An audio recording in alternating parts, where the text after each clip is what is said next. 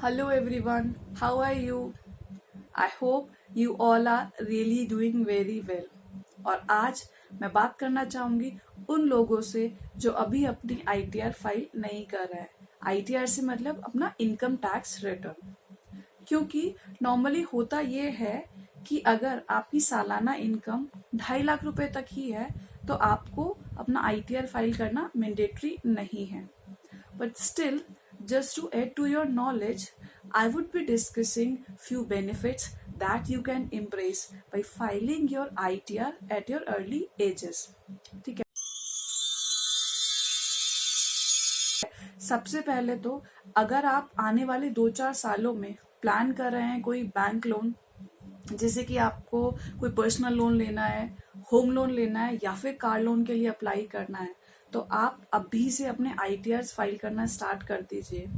क्योंकि जैसे ही आप बैंक के पास जाएंगे वो आपको सारी रिक्वायरमेंट्स बताएंगे अपना, जिसमें सबसे इम्पोर्टेंट और सबसे पहले वो यही बोलेंगे कि आप अपने पिछले 3 साल के आईटीआर्स हमें सबमिट कर दीजिए।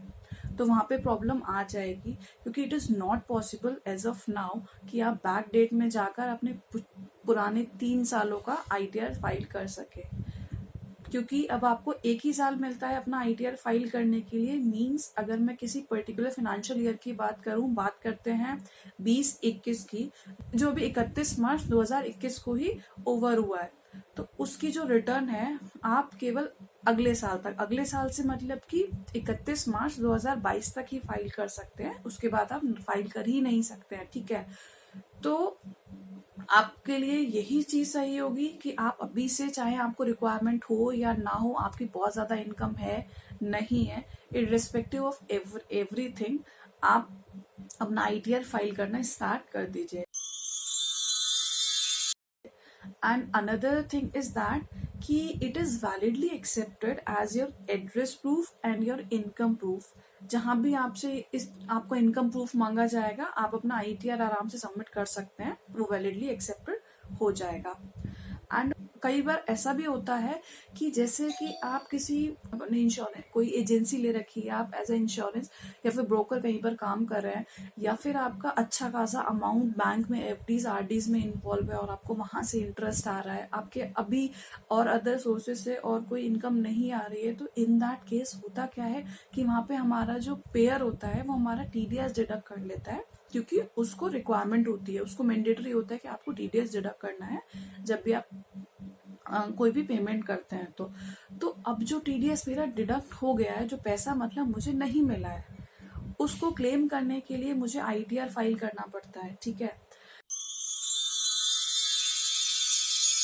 आप अपनी वीजा की एप्लीकेशन देते हैं तो वो प्रोसेसिंग आपकी काफी इजियर हो जाती है अगर वो आपसे आईटीआर मांगते हैं और आप उसको सबमिट कर देते हैं। और हाँ, काफी बारी मैंने ये भी देखा है लोगों को कि वो इस चीज से बहुत ज्यादा बचते हैं। उनको ये लगता है कि अगर मैं आईटीआर फाइल करूंगा तो मुझे ना टैक्स पे करना पड़ेगा unnecessary.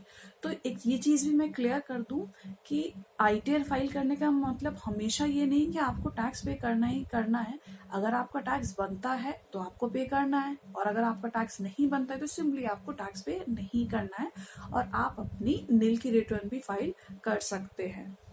And apart from everything, जो मुझे सबसे इम्पोर्टेंट लगता है तो वो ये कि यार आज के जमाने में ना you should be very much aware about your personal finance. ठीक है। Irrespective of your educational background, आप कोई से भी बैकग्राउंड से रहे हो, आपने कुछ भी पढ़ाई कर रखा हो, ठीक है, जब बात आती है पैसे को मैनेज करने की तो वो आपको खुद बहुत अच्छी नॉलेज होनी चाहिए।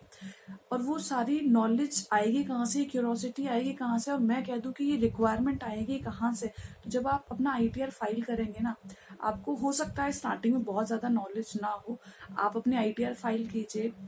आप किसी और पॉसिबल हो तो आप किसी एक प्रोफेशनल व्यक्ति से बात कर सकते हैं, और आप देखिए एक बार अपना आईटीआर फॉर्म देखिए कि वहाँ कहाँ स्कोप है इन्वेस्टमेंट का। आपको डिफरेंट डिफरेंट इन्वेस्टमेंट्स के बारे में पता चलेगा। एंड केवल इन्वेस्टमेंट करना ही नहीं, इन्वेस्टमेंट करने के बाद जब वो मनी विड्रॉ भी करेंगे ना कभी, तो आपको ये भी पता होना चाहिए कि उसके टैक्स इम्प्लीकेशंस और क्या हो सकते हैं। तो ये सारी चीज़ें जानने के लिए आपको कोई बहुत ज़्यादा टेक्निकल नॉलेज लेने की ज़रूरत नहीं है। आप जब अपना आईटीआर फाइल करना स्टार्ट कर देंगे तो 1-2 साल थोड़ा सा प्रॉब्लम आएगा आपको, उसके बाद आपको खुद चीज़ें पता चल जाएंगी जब आप उस चीज़ में इन्वॉल्व हो जाएंगे। तो ये मुझे बहुत ही इम्पोर्टेंट चीज़ लगती है कि आपको अपने लिए, किसी और के लिए नहीं, आप अपने लिए आप अपनी आईटीआर्स फाइल करना स्टार्ट कर दीजिए। अगर आप नहीं भी कर रहे हैं तो हो सकता है कि अभी आप कॉलेज में हैं, आप फ्रीलांसिंग करके आप इनकम अपनी कमा रहे हैं, या फिर कहीं और छोटे मोटे बिजनेस में इन्वॉल्व है, कुछ ट्राई करना है बिजनेस में जाने का और आपको कोई छोटी मोटी इनकम हो रही है। तो इन सारे ही केसेस में आपको रिक्वायरमेंट तो नहीं है आईटीआर फाइल करने का, but still I would suggest you कि आप अपना आईटीआर, अगर आपके पास पैन है ना, तो आप जस्ट अपना आईटीआर फाइल करना स्टार्ट कर दीजिए।